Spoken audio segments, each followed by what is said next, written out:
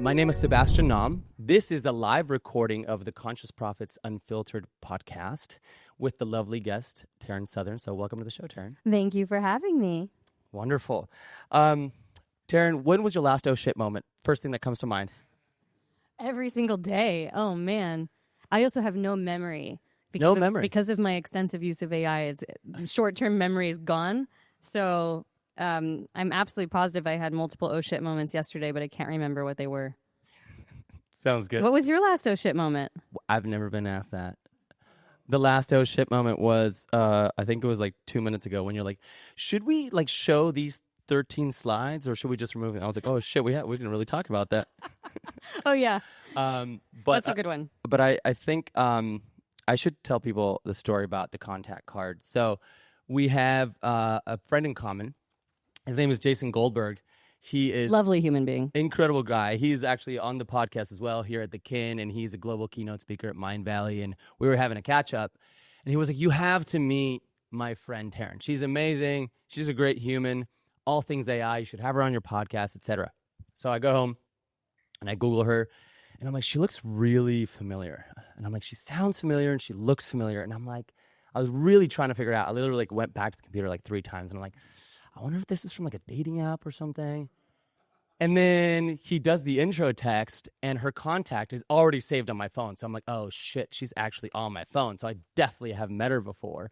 And then she sends me a separate text. So hers says Taryn Southern on my contact card, and then she sends me a text, and it says Sebastian Bumble.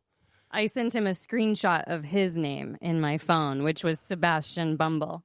So I said, we've met before a long, long, long time ago when we were wee little children. So it turns out we went on a date 10 years ago at Rose Cafe. So anyway, just a little fun fact for y'all. A little background for everybody. He didn't remember any of it. I actually remember meeting Sebastian. You didn't have to say that part. AI, memory's gone. All right, everyone, just as a show of hands, how many of y'all already used AI this morning? Okay, and keep your hands up. How many people here use AI every single day? Every single day. And then keep your hands up if you use AI automations for your workflows. Okay, some hands have come down. And then take it one step further, straight just AI tool stacks. How many of y'all are using AI tool stacks for your okay, cool. So just to get an idea, a lot of the times at these talks and these events, we get, all kinds of people that are some just want to learn a little bit more, a little bit curious, and then very highly technical. I think a lot of us get stuck in sort of the point from just asking some questions to ChatGPT and finding out some things to then really elevate it into, automations and workflows. So we'll try to hit it all. It's today. great. And if you already have people in here doing automation with AI, they're way ahead of the curve. Absolutely. So to start, how did we even get here, Taryn? I know you were in the film industry and now you're doing all things AI. So tell us a little bit about that. Yeah. So I came out to Los Angeles when I was 20 years old. I didn't know exactly what I wanted to do, but I was a sort of natural born storyteller at heart and always a technology enthusiast. So I grew up in Wichita, Kansas, which is not exactly the Silicon Valley of the Midwest. And my computer was really my window to the outside world. And so I grew up learning, the basic software with Photoshop. And it wasn't even Photoshop at that time. It was like DOS design. And learning how to bring my creations to life with the help of tech. So it was just something that always informed my storytelling. And it was around that time that I moved to Los Angeles at 20 when YouTube became a thing, actually launched. And it was like, wow, all of a sudden, here's this platform that allows anyone, anywhere to be seen without any gatekeepers, any agents standing in your way. And so I started uploading videos to YouTube. And so in a strange kind of circuitous way, that actually did end up informing my journey to AI. Because as a content creator, as an early YouTuber, you were experimenting with as many tools you could get your hands on to try to make the process of content creation easier, less friction filled. So we were always looking at new kind of camera rigs, software, ways to take the pain out of the process, if you will. And I think as a result, we kind of had this DIY culture within the early YouTube space that really didn't exist in Hollywood before that. And so in 2016, I was part of a Google Artists in Residence program, which was a group of YouTubers who'd been asked to come in and experiment with a lot of Google's new innovative tools to provide product feedback. And I was fortunate enough in that time to get to experiment with a lot of the early VR tools, although we don't use that dirty word anymore. It's now spatial computing, as well as their early AI tools. And it blew my mind. My first time working with an AI music software, I was always fascinated with music, but I have no music background or expertise. So to be able to create a song from scratch and still have this creative, iterative process occur was absolutely mind-blowing. And so I actually made an entire pop album in 2017 called I Am AI using 5 different AI softwares, 4 of which are not even around anymore. Wow, and you weren't even playing music before. Like, it's not like you played an instrument. No, I can plunk out a few keys on the keyboard. Wow. Poorly. Wow. So yeah, it was a really mind-blowing moment for me. Growing up as someone who always had, I think, dreams as a kid of being a Britney Spears or something to that. You dreamed of being Britney? I don't know. What year? I definitely sang a lot of Britney. What? Okay. Oh, I said what which year? year? Yeah, exactly. Which Britney? Early. So to be able to make something like that still felt like I had a lot of ownership and creative authorship involved in the making of that was so exciting. But it was so hard to explain to people at the time. This is 2017, so to talk about using AI in a creative process was kind of foreign, and it was challenging for me to even put words to what I was feeling. Absolutely. Was there like a specific time when there was more of a transition between film specifically, or was it just really a transition of like, okay, there's all these new tools coming in, and now I'm really going to be into the AI creation space? It just kind of happened naturally, and now... Just naturally. The initial reason I started getting deeper into the AI music tools was to create soundtracks for the back of my digital videos and my VR content. I wanted to have some kind of cool experiential feeling for those pieces of content. That was it. Also, music, really good music to license it was expensive. And so, again, a lot of times the people who are the earliest adopters, the experimenters, they're the ones without resources, without a lot of money, without a lot of connections, which is really cool because they have to use these tools in order to make stuff. So that's how I got into it. And I brought a little clip if you want to see of the very first AI composed pop song. Amazing. Oh, sound? We didn't test sound, but we'll just hope for the best.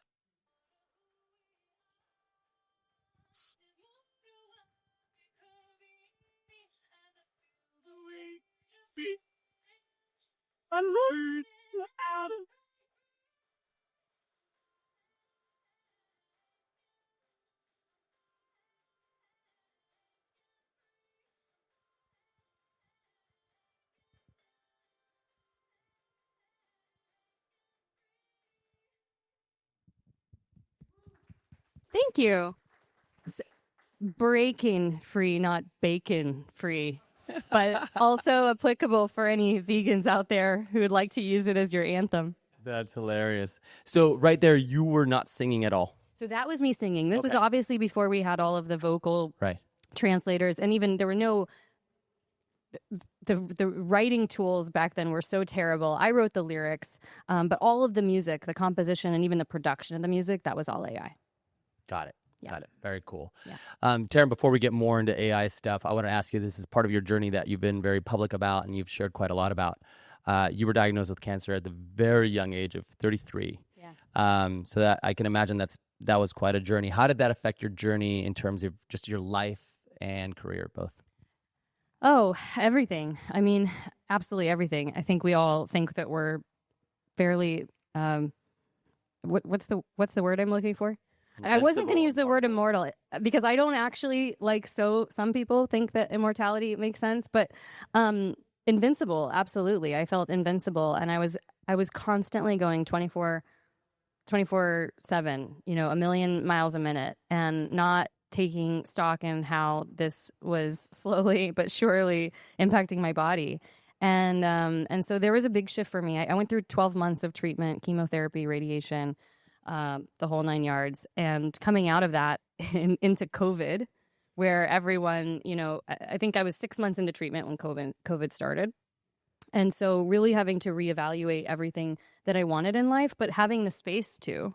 And so I think the difference between Taryn post-cancer and pre-cancer, one of them is I now try to reverse engineer my life and my work to fit what I know is right for my body. And before I would have just said, screw all that. Like, I'm going to work. I'll sleep when I die. Right. So Yeah. Tuning in and listening more. Tuning in, listening more.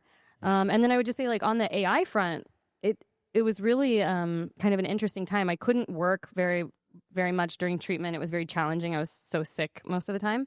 But coming out of that, no job and COVID, I had a lot of free time on my hands. Yeah. And so 2020 was really a year, 2020 and 2021 was a year of deep exploration for me in these tools and what can I actually accomplish.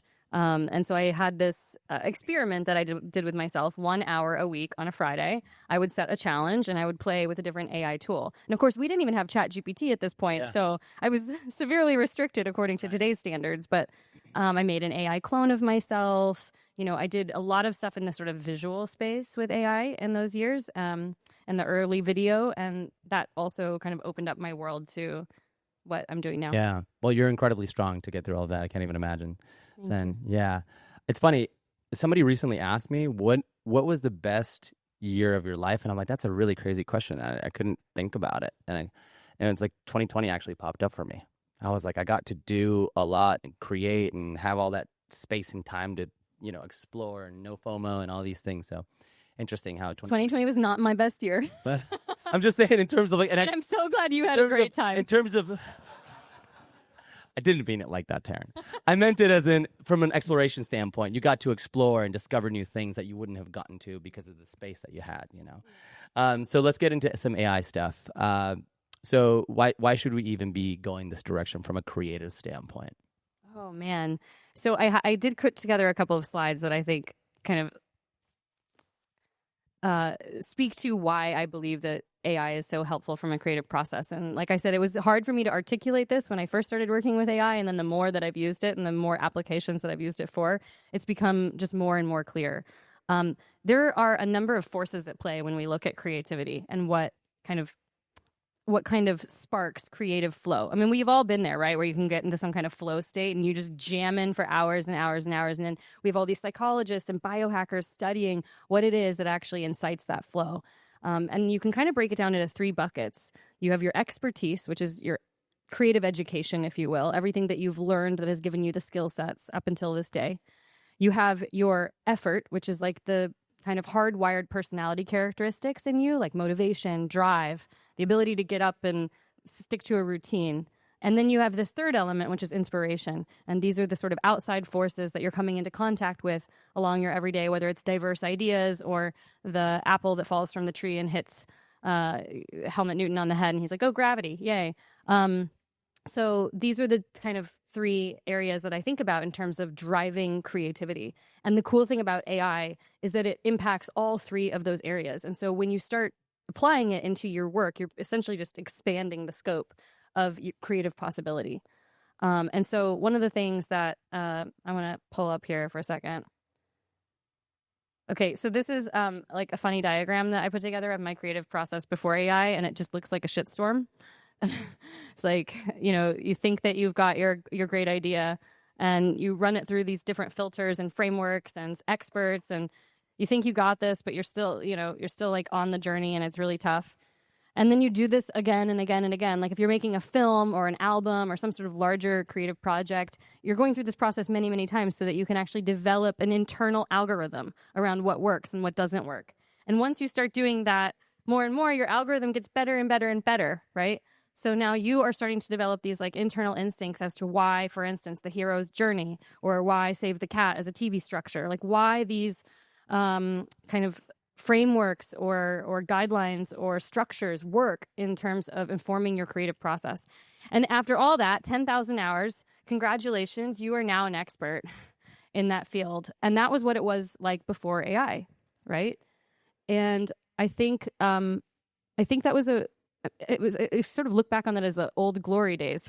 So painful of making stuff. But now we have an expert at our fingertips that can help us at any stage of the process, to help unravel that quagmire of toughness. And so I think, whereas before the creative process was really 90% process, 10% creativity, now after AI, I think it's more like 10% process and 90% creativity, because we've got all the experts at our fingertips helping us streamline this process, taking the friction points out. And we can prototype so much faster, we can make mistakes so much faster, and in turn, we learn so much faster. What's up, guys? I hope you're enjoying the show. If you love the show, please share it with a homie. It would mean the world to me. Also want to let you know that you can check out sebastiannam.com for more resources like this, and also www.goglobal.agency, a digital marketing agency that's end-to-end, helping purpose-driven and mission-driven brands scale their impact. Again, that's goglobal.agency or sebastiannam.com. Please hit me up straight up on Instagram, DM me, ask me questions. I'd love to connect with you and see what you thought about this episode or other episodes and what you want to hear more of. Much love. This is super interesting, Taryn. I love your take on this, because I think that a lot of people out there may be saying almost like the opposite, like creativity's dead because of AI, creativity's dying because of AI, right?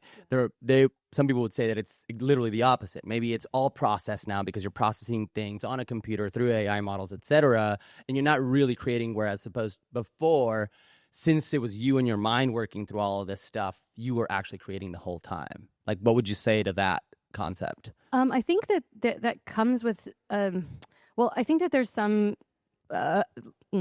there's like a little bit of a misunderstanding about how the human brain in and of itself works and creates and processes information. I've been working in neuroscience for the past 7 years, so I'm a little bit of a neuroscience geek. And the reality is we are already programmed in many ways, whether you like the analogy or not. Absolutely. We are programmed like a computer. As a little baby, we learn by mimicking. We are not like actually creating novel insights. We are pulling in data and information from the world that we see around us. And as we get older, we develop our expertise usually by learning from the things around us. And we pull our greatest insights and ideas from various places. We don't remember, this idea is simply a fusion of, Harry, my friend, who was just talking about this at a party last week, and Sally, who I just hung out with on Wednesday. We actually don't recall that. AI is doing the exact same thing. It just has a memory of where these ideas are coming from. So if you can almost look at our own creative process a little bit like an analog computer, maybe you become a little less defensive about the sort of process and what it really means to be human. I mean, in my mind, you look at someone like Max Martin or what's his name? The big music producer with the crazy hair, and he has a podcast. He's amazing. Rick Rubin, thank you. I mean, Rick Rubin and Max Martin, they've produced more number one hits than like anyone in the world. Rick Rubin doesn't even know how to play an instrument. I don't even think he is a machine. This man is a walking pop algorithm. And like, I will argue to my death that he is no different than an incredibly well-tuned AI. And because his pattern matching is so good and his attunement is so good. So anyway, I guess my point is we can get in sort of philosophical arguments about what creativity is, what it isn't. I think the effort to kind of like try to own what human creativity is I struggle to see the function in that, because creativity in and of itself should be open and unlimited. And these tools that we have, they're there to help incite and bring our greatest dreams to life. And our brains, our minds, our ideas will always be infused in it as the director. And like you said, we literally just have a conversation just specifically about that, of what creativity is and how it came about, because I'm sure people were sort of having these thoughts and feelings every time a big piece of technology was coming in, whether it was from back in the Stone Age, making sounds with like actual, like maybe things that weren't like electronic, and then kind of shifting into that. So let's shift out of that into some specifics on AI. Shall we talk about prompt engineering and perhaps what makes like the best prompt? I mean, it's funny. They're paying some people lots of money to do this at companies now. I mean, really, the first thing I always say to people is to get really good at using AI, you just have to get really good at communicating with AI, which means you actually just have to hone your own communication skills in life. If there is one class or study that I think is the most important thing for young people to be doing right now, it is communication. It is how you communicate ideas. Because directing these systems in ways that are hyper-specific so that you are not just getting generalized data is going to be the thing that separates you from everyone else. And people who are film directors, project managers, CEOs, they're already going to be fairly good at these systems so long as they know that when they are interacting with these systems, it is the same thing as them interacting with a team member. So your job is to ensure that you are supplying the AI system with enough context, with proper questions so that they can actually go and do the work and ensure that there's no blind spots, as well as, narrowing in on the kinds of expertise that you need the AI system to actually employ. So I actually have a framework for this. I'll pull up our handy slide here. Let's see. Speaking of communicating, is anybody else out there driving around their car just straight up having conversations with GPT? Because I do. Yeah, just straight up conversing like the whole drive down. It's super fun. If you haven't done that, try it out. It's pretty cool. I speak too slowly, and so it's constantly interrupting me. And I'm like, stop it. I think they need to fix that. It's kind of buggy anyway. Yeah, but anyway, continue.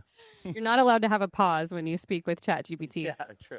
So this is a framework I came up with. There's a million different frameworks to use. And by the way, you don't have to use this every time you're prompting ChatGPT. I mean, sometimes you're just like, hey, make me a recipe for dinner, please.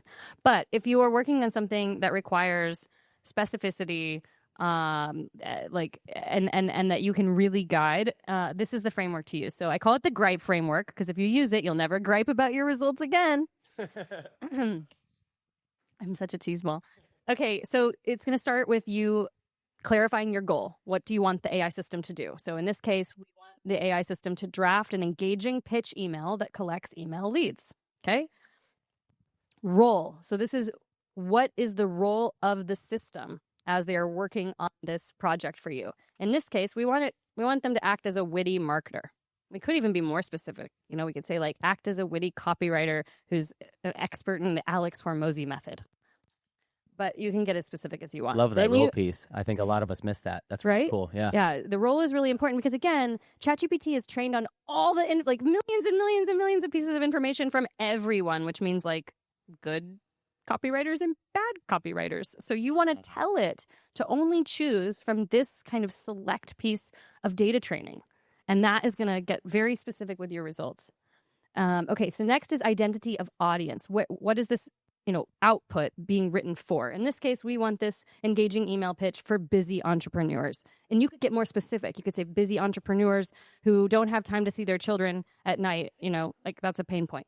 The more specific you get, the more interesting your results will be. People don't understand that. And that is the most important key to working with these systems. P is sort of a large range of things. I call it parameters because depending on what it is that you're looking to do, your parameters might be instructions around tone, format, style, constraints.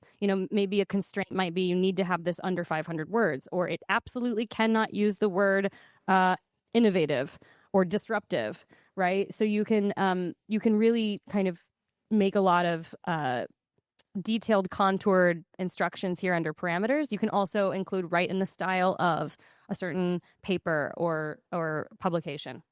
And then finally, if you really, really want to improve the results, you can actually attach examples, and you can either include links or attach the examples in your knowledge base. Here are 2 posts that I love. Please match their vibe. So that is how you work with ChatGPT to get good results. And you can see the difference when you type in, a basic prompt versus a very specific one. Whenever people tell me my results just are too generic, they're not good enough, I said, you're not prompting good enough. Right. So important. This is very useful for all of the future humans listening to this on the podcast and on Spotify. We'll have this up on the video, of course. Thrilled is the word that I always ask it not to use. Yeah. Stop. I never say, come on, who says thrilled? Anyways. There's actually a whole list. There's a whole list of common ChatGPT words, and I've uploaded that list into my knowledge base and said, do not ever use these words unless, someone's holding a gun to your head, your little AI head, and then you can. Do you do that in the settings? Yeah, so usually I use ChatGPT and Claude, so obviously this structure's a little bit different. Sometimes I'm using a custom GPT for certain tasks, like automated tasks, like social media posts, for instance, in which case within the custom GPT, I'm uploading the instructions, do not use these words. Other times I'm using my project folder in ChatGPT, wherein so long as you've included inside of a chat, do not use these words, it should, keyword being should, it should remember within the timeline of that chat that it should not be using those words. Do you use please and thank you? I always do because I don't want to be mean to our robot overlords. Never know. Never know what's going to happen. Okay, this is awesome. Very helpful. Let's talk about automating creative workflows. And the idea of automating creativity can also be very jarring, as like that concept is like, does that just kind of take away from creativity because I'm automating it? So let's talk a little bit about that. Yeah. Well, I think one of the things that I like to talk about in my course, I've been running a creative AI bootcamp course, and I'm on my second one now.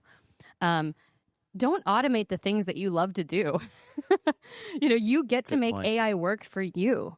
So if something is taking the joy out of the thing that you find most exciting, then don't automate it. Make that piece the fully human piece, and then automate all the other crap you don't like to do. And so this is not a one size fits all race to the bottom. It certainly can be. For some people, it will be.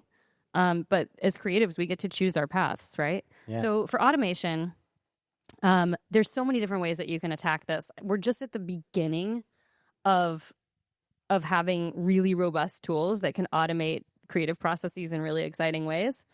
On like one side of the field, you can take an automation software like Zapier or I use Zapier, or Make, and integrate your ChatGPT or your Claude API into that automation software. So you can do things like, email leads, right? You have an email where, let's say you're a content creator.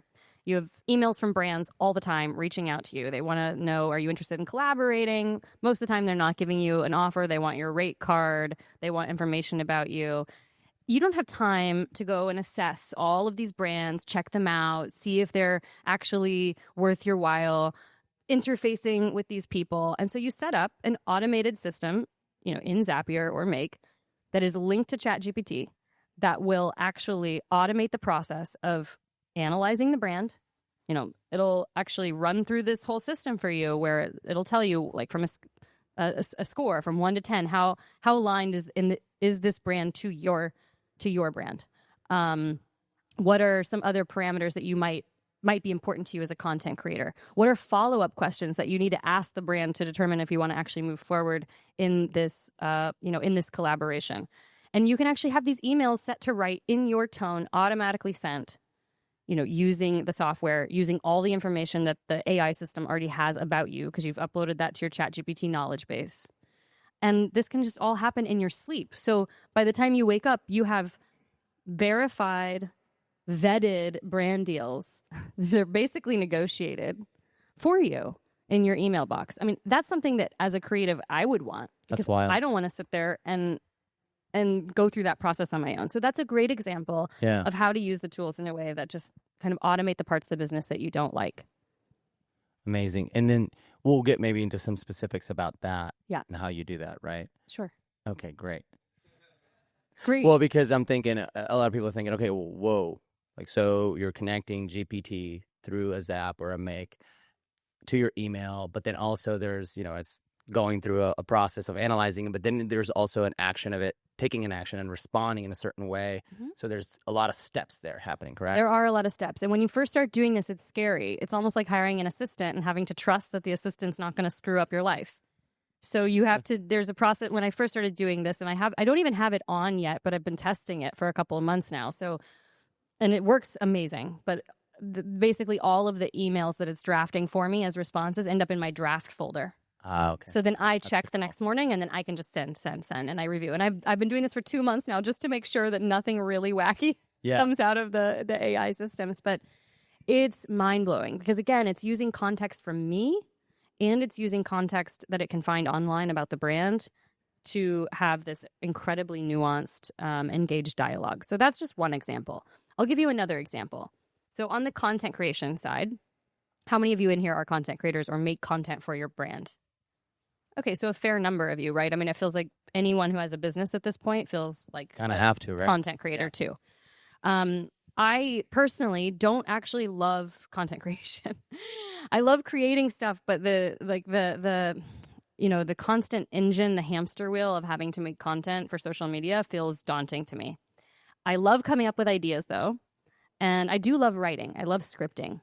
So I started coming up with like a tool stack that I thought would work for me to take some of the pain points out of my content creation process. So whenever I see a video online or an article that I like, I immediately copy paste the URL.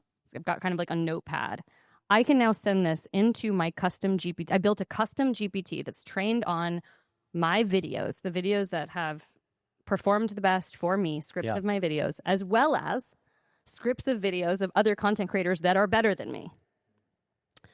And I train this custom GPT so it knows how to write videos around a minute to a minute and a half long. And I'll just pop in the links, the kind of like Apple Notes of these ideas, and it will churn out, obviously, in less than a minute, dozens and dozens of scripts. And I always go through and edit that. I always go through and put my human touch. But I now have these amazing scripts, kind of trained on my voice and improving my voice.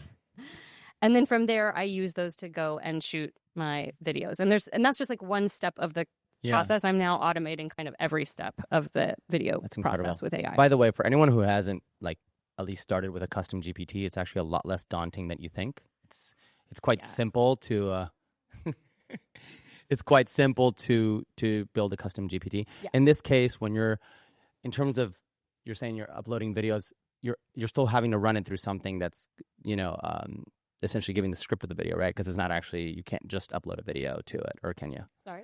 For the custom GPTs, when you're talking about I want to give it 10 videos that I liked, you can't just upload the URL of the video, correct? I use a tool called either transcriptor.ai or cofilm.ai to transcribe videos. It has to transcribe the video. Okay, cool. Yeah. We have a robot in the room. We do. But this is my tool stack, and actually it's much bigger than this, but this is like my basic tool stack for content creation. So I kind of break it down into brainstorming and writing, video generation, avatar generation, video editing, and marketing. And these are all AI-powered tools that I've used for different videos and for different use cases. So I'm like just kind of sticking things together and doing my best. Y'all got this, right? Yeah. Cool. Learned it. But, like here is an example of one tool stack I might use for one video. So for the writing and research, I'm using ChatGPT. I'm pulling that together into I'm using GPT to create prompts, cinematic prompts from the viewpoint of an experienced cinematographer that then I can pull into Midjourney to then animate in Runway. And that might be one way that I'm, creating videos. And then this is a little known secret. Vimeo has an awesome AI-powered editor. So if you already have a subscription to Vimeo, it's actually really good. And one of the things that I love about Vimeo's AI, I haven't been paid by them either. One of the things affiliate link real fast. No affiliate links here. One of the things I do love about them is if you want to have like great stock video, a lot of the AI-powered editors have kind of crappy stock video. Vimeo has a deal with, I think, Getty. If not Getty, it's one of the other main ones. And so it actually has really high quality stock video that would normally cost you so much money to license all of those clips. And you get it as part of Vimeo's AI-powered editor for $12 or $20 a month. So if you're using stock a lot in your business, it's a great tool. Great tip. Yeah. Great tip. We can obviously go into so much depth on this, and obviously in terms of how to set up the tool stacks and all that cool stuff. But I think that's more of maybe for your boot camp. Yes, feel free to join. So in terms of the concept about thinking with AI and thinking differently, I kind of made the comment that if you haven't tried talking to GPT in your car, I highly suggest it. One of the things I've been trying lately is, tell me how to think differently about this problem, right? Where's there a hole in my way of thinking or how I'm attacking this challenge? Do you think about that, or is that something you do in terms of thinking with the machine and telling you to think differently? I love that you are doing this and that you're saying this, because we have a massive problem on our hands right now, which is that AI systems are too nice. They are built to be yes men. And while that is actually fantastic for creative people, because we want like the yes and like constant build on ideas, for critical thinking, it's actually terrible. And it's creating almost like our own little what? Thank you. Echo chamber. Echo chamber. Yes. I swear using AI has affected my vocabulary skills quite a lot. We have this like little echo chamber, and so there's a number of different ways that you can fix this, but you can actually go in to ChatGPT and say, hey, I'm not paying you to be my yes man. I'm paying you to be my thought partner. And that means poking holes in arguments, telling me when I am wrong, telling me when there is a different way to see things, exposing me to different ideas and viewpoints. And I need you to do this across the board, whenever I'm in this chat. And so you can use that Super specific chat and know that you are always going to get someone who's going to look at your blind spots and your biases. And most importantly, ask me clarifying questions. Because it's so easy to arrive at a viewpoint or a destination when someone just sort of like gives their version of events. And if ChatGPT is not trained to ask follow-ups, then you're not actually getting the most out of it. That's so cool. So you don't necessarily do it in the settings, you do it in specific chats that you have. I do it in specific chats because, for instance, in my viral video creator, I don't need ChatGPT telling me a million different ways to write this video. Like there are some use cases where that would be very counterproductive. Yeah. But many others in the brainstorming process, if you're starting a company and you need to ideate and brand build about messaging, absolutely you want to make sure that it is inside of the chat or inside of the project file. Love that. Let's move into a little bit about the future of AI. I'm sure a lot of people will sort of have the same position that I have, or I'm a business owner. I have a growth marketing agency called Go Global Agency, and we do websites, social media, organic, paid social ads, influencer marketing campaigns for purpose-driven brands. And I've implemented having monthly meetings with our teams and making sure that we're all sort of sharing AI tools and how we can implement to amplify our impact and be more creative and all of these things. But I would lie if I said that as a business owner, there isn't a little bit of uncertainty around like, shit, like are people even going to need my services 5 years from now or 10 years from now, right? So how do you see that? And are people going to need us, right? Oh, this is such a sticky space for conversation. And I really don't know where I net out on it. I think obviously as someone who's been experimenting and adopting the tools for some time now, nothing gets me more excited than just playing and making stuff. I think on the exciting end, the dawn of solopreneurship is here.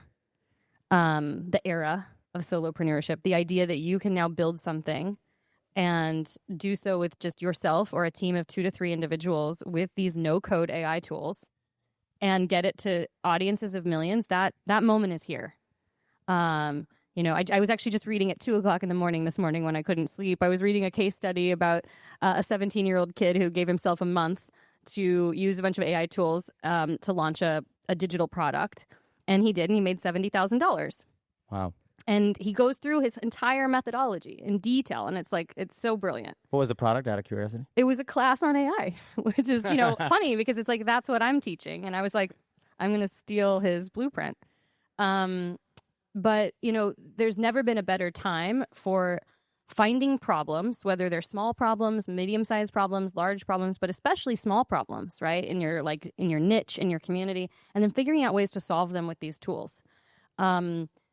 That being said, if you are not entrepreneurial, if you are someone who has spent your entire life being hyper specialized in a particular role, I'm very concerned about those individuals and what they will do unless we have some kind of system that is there to either upskill them. I think generalists will do generally well. And I also think there is going to be a lot of upheaval around what happens in our workforce. And it'll be uncomfortable. But if I take like a larger 30,000-foot philosophical view about all this, I don't necessarily think it's a bad thing. Like, I don't think any one of us at 15 years old was excited about the idea of sitting under bad fluorescent lighting from 8 to 5 for the rest of our lives. But somehow we all just accepted this reality. And maybe we're at a time in human history where humans no longer have to be in an industrial complex kind of era.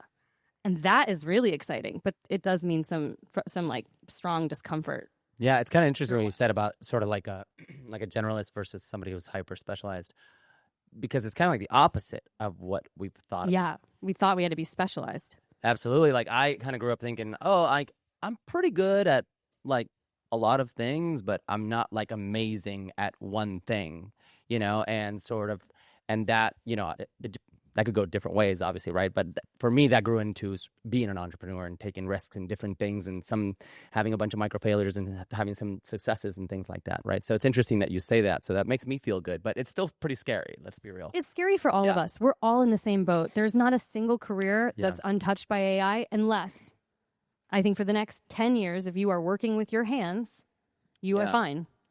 And then 10 years from now, I would be very concerned because the robots, I mean, they're already amazing. Well, I was going to ask you. It's not going to take long. So I was going to ask you, where's AI 20 years from now? I know that's like a wild question, but 20, it's great. I mean, we're all hopefully going to be alive. We're not talking about 100. If we have not obliterated ourselves as a human collective, I think, the positive side of this is that all areas of human life that have traditionally been seen as sources of friction, doing the laundry, washing the dishes, these will be they'll be like the word. I see the words. This is so hard with the words. The relics. These will be relics of the past. Yeah. It's on the tip of the tongue. That's the problem. It's like waiting for the large language model to fill in for me. There'll be relics of the past. And then what does that mean for human drive and motivation when we no longer have to work 8 hours a day? Yeah. Where do we find purpose? Where do we find meaning? Right. And I think it'll be really interesting. I hope that there is a movement towards civic engagement and civic duty and community, because that has been completely destroyed in sort of our whatever era you would call this. We need that. We absolutely need that. Otherwise, I don't know what kind of world we'll be living in. Right. Do you think AI will change the way we love? Yes, I do. Like on the positive side of things, I get really excited hearing little kids talk to ChatGPT, because let's say you grow up in a home where you have parents who are not emotionally intelligent, who have their own traumas, their own baggage, never got to go through any sort of experience of learning positive communication. This child is now getting a new type of education through a different system. And that is really, really helpful as this child is navigating a world where they have fears and they have anxieties. And now they have this inquisitive little thought partner that will help them dissect the things going on in their inner world that maybe in a way their parents couldn't.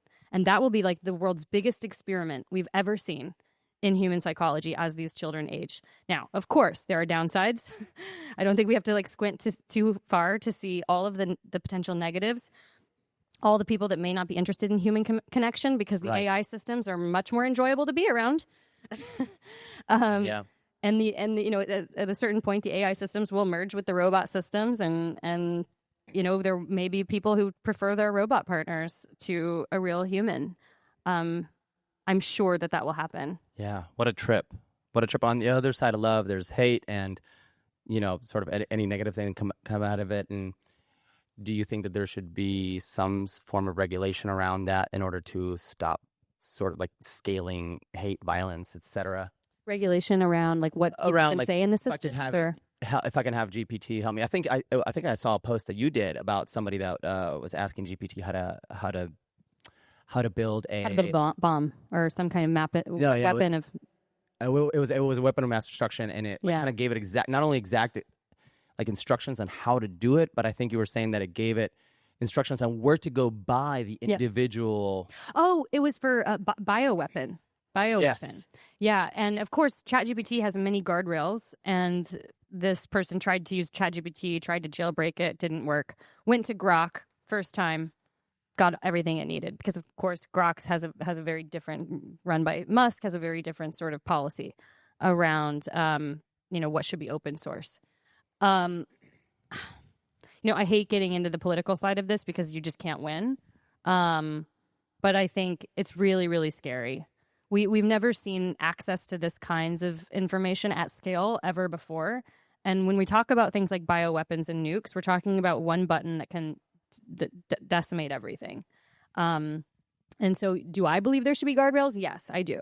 Yeah. And I think, of course, you're going to have some discordance over what is an appropriate guardrail versus what isn't. Right. But I think if we were to have a democratic process around this, where people actually get to have these conversations and say, here's where I think the line should be drawn in the sand, I do think it will make the world safer for all of us. I am very concerned about the grok model of doing things. Yeah.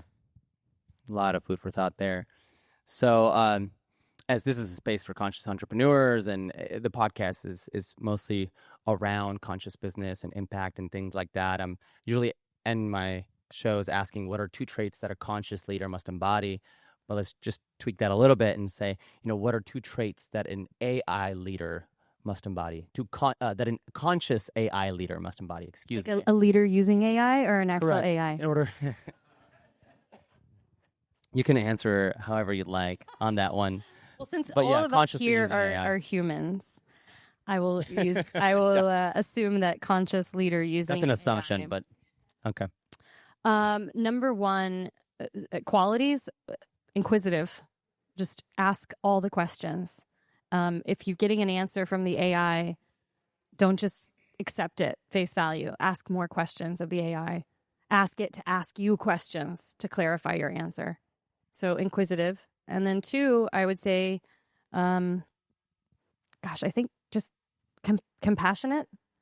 I'd like to see just generally compassion injected into the use of these systems. I think it's really important because how we get into a routine of treating these systems also reflects how we treat other humans. And then I'm going to add a third one in there, which is I do think we're moving into an era of extreme transparency. Now, this can be kind of scary in some regards, but also very freeing in others. And, there's a lot to that. But I think just like building a foundation of leadership built on transparency and honesty is going to be really important because the AI is going to remember everything about you. That's for wild. years and years and years to come. Yeah. So getting really, really clear on your values, who you are, and like we're all just gonna have to really work hard on ourselves in the next kind of iteration of our evolution. Yeah. So interesting. I love that, Taryn. And I think transparency is something that we're starting to see way more with a lot of different types of brands and companies out there than we did in the past. So I love that one. I'm going to open it up to a couple of questions. Taryn, if you want to throw your QR code in there too, so that any of y'all, if you want to connect with Taryn or take her AI bootcamp or connect with me as well, it's on there. Yeah, that's my AI bootcamp link if you are interested in joining at any point. And if you'd like to stay in touch with me, we have a lot of these cool events, more talks, and all kinds of cool things. So we'll open it up to 2 or 3 questions, and then you can connect with us afterwards. That was the first hand I saw up right there. Hey, Taryn. So I work with a lot of creators and creator-led businesses. I'm curious, from your perspective, being a creator, I see a lot of fear right now for creators in terms of utilizing AI. What are like 2 to 3 things you would say to them to convince them that they need to start utilizing these tools to be more effective and efficient? And I love what you said about the hamster wheel, because that is very accurate with a lot of these creators, and they don't know how to get off of it. So I'm curious, your perspective on that. And again, a couple of things you would say to them to kind of convince them that they should at least start to embrace these tools. And hi, and it's good to see you, by the way. So there's a systemic problem that exists that is going to inform how these creators feel regardless, which is that they are currently owned by these algorithms. Okay, like these algorithms are relentless. They require almost daily posting at this point, which is just insane. Back when I was a YouTuber, you could post once a week, and that was considered like, wow, you are really gunning for it. And so there is a level of exhaustion around content creation that I think I've never seen before. A lot of mental health issues amongst creators. I think also just constantly having to be online and interacting is really hard on mental health. So using AI is not going to necessarily solve all those issues because, like I said, there's a systemic problem. And the people that need to solve that are the people running these platforms. But aside from that, if you are a content creator and you are stuck on this hamster wheel, but you do sort of love some of what you do, then what I would focus on doing is taking the pain and the friction out of the things that really feel most exhausting. For some creators, that is going to be scripting. And there are very easy ways to script videos in their own voice with like just a little bit of work on their part. It might be editing. We now have like fantastic AI-powered editing tools, that help with that. Some creators like myself absolutely despise being on camera. I do not like having to put on makeup anymore. I want to sit in my sweatpants. I want to hang out with my cat. I do not want to be on camera. And so as much as I resisted creating an avatar for anything other than just this like fun exploration, I am now at the point where I have accepted I am going to start using my avatar in my Instagram content. And I'm going to be very open with my audience about it, because I love the idea of not having to do this whole filming process. And so I think with each creator, it's about figuring out what are the pain points for them. And then how can they actually do more of the thing that they love most? Maybe they get excited about shooting and they want to elevate their shooting. So it's like getting rid of all the other areas of friction for them. And if you can highlight that and then also let them know they're all in the same boat. And we're going to have a problem. It's already started. I just posted about this on my Instagram 2 days ago. There's like these fake accounts that are building massive numbers of followers. They're a lot of them are like kids. They're really smart kids in India who have been kind of early on a lot of these tool stacks. And they're creating these fake influencers. Everything is avatar, but they're edited so well you almost can't tell. And they've cracked how to create viral video scripts. And all the stuff is fake. They're pretending to be doctors giving advice. They're pretending to be, some woman who like found a poor cat on the side of the road and like nursed it back to life. It's all these fake stories that tug at human heartstrings. And it's actually just an exploitation of our own like sort of human desire for certain types of stories. And that's really sad. And so now all these content creators are going to be competing with fictional influencers. And I don't know what happens there. Like, that's a really scary, weird, bizarre world that we log into Instagram and half the things in our feed are fake. That is crazy. I do love what you said, though, about, taking away the stuff that we just don't enjoy doing. By the way, you're great on camera, so I'm shocked that you even said that. Like, for me, like, this is the part that I enjoy, right? I enjoy this interaction. So I love being able to really just take those tools and help me with all of the prep and learning more about my guest or whatever it may be, right? Prepping the post, the editing, and all that stuff. So, yeah, I love what you said about that. So, gentleman at the front. We started a series that I produced way back when, and thanks. So, Taryn, hi. You started in the Mr. Wrong series that I produced, which is here, and Baby it was Taryn. Yeah.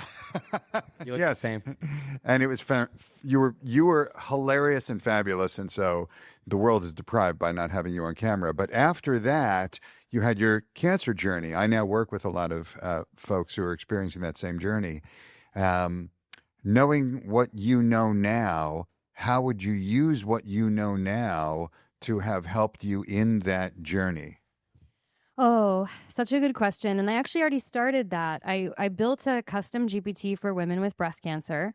This was actually earlier on in the custom GPT creation process because I was finding all the results I was getting were really generic. And so I wanted to build something that would help patients know how to ask the right questions to their oncologist so that they can sort of assess different treatments. And so that was like the first thing I explored doing. I should actually go back and refine that and make it better. But something that I've done for myself is I've started my own health project within ChatGPT. I went back through every single test result that I've had since 2010 or so. And blood tests, any kind of biomarkers, gut tests, you name it. Everything's labeled, it's dated. And I have it all uploaded into ChatGPT for my own personalized health insights. And it is amazing. I mean, I can't tell you how much I spend on functional medicine doctors and different things to kind of track. I was just telling Sebastian I have a sleep coach right now. And I am shocked at how often I get sort of additional context from ChatGPT that I didn't get from my doctors, and or just the process of like being able to ask questions repeatedly. Another thing that I did was I used the advanced voice mode, which is where you have the camera and you can talk live, using with ChatGPT with your camera on. I went and I just went down the line of like my 100 bottles of supplements because I take so many supplements. And I went slow enough to where it's tracking all of them. I said, okay, take every single supplement, put it into a spreadsheet with the brand, the name of the supplement, the ingredients in the supplement and the percentages, and then find if there's any better supplement per third-party testing ratings that I should be taking. rather than this. So now I have like a whole supplement spreadsheet. So, you know, when doctors ask like what supplements you're taking, you're like, as if I'm going to sit here and list them all. I can just link to my spreadsheet and it's got everything in there and it's all marked, and I can know if there's like a better, more clean version. So there's a million different ways that you can use these tools to enhance your health in a very personalized way. You have a supplement stack. Yeah. That is Totally. epic. I love that. That would be amazing. What you just said would be amazing to see published somewhere. Okay, I should make a video. Ugh. Yes. You don't have to. Have your avatar do it. Your AI is going to do it. And then one final question, this gentleman here at the front. You mentioned how you're involved with neuroscience. And so my question is, how are you seeing neuroscience, AI, creativity, and well-being coming together? Ooh, how do I see neuroscience, creativity, AI, and well-being coming together? Yeah. Well, so my answer, I don't know if it'll be the answer that you want, because I work in implantable neurotech. So this is very specific. So I work with patients who have paralysis, ALS, significant severe neurological disorders, who are having a tiny chip implanted in their brain connected to AI to enable them to do all the things that you and I can do just by thinking about it. So we're using these tools to decode thought intention, decode movement intention. So a patient can control a robotic arm, a patient can then feed themselves, a patient can create art in Photoshop on the computer simply with their brain. So I'm kind of like in this very, very specific category of neuroscience as it relates to how we're using AI to, I think, restore human function. But if you think about kind of what's next, some of our patients, this is so cool. Some of our patients have chips in the sensory cortex as well. So if they're controlling a robotic arm, they can actually receive sensation back to their brain through the robotic arm. So now they have like an extra sort of sense. I think the ways that we'll start exploring in early research, all of these new ways to be human, new ways to exercise creativity, it's almost like breaks your brain to think about it. But without it being an implant, imagine in 10, 20 years, we could get it without implanting. Where would we go with improving human experience for everyone? Quite possible. I mean, Meta just came out with their new headset analysis. So they have this it's like an fMRI machine, but it's mobile. And they're also decoding speech. So our speech decoders that are implants run at about 98%. So you can have an ALS patient who's completely locked in, and you can have a conversation with that ALS patient. We use AI to reproduce their voice from voice memos, from speeches, anything that they had recording. And it's with 98% accuracy. That's amazing. Okay, but that's from an implant. Facebook just released their same thought to speech translation results. And I think it was around, I'm going to get this wrong. I think it was around 70%.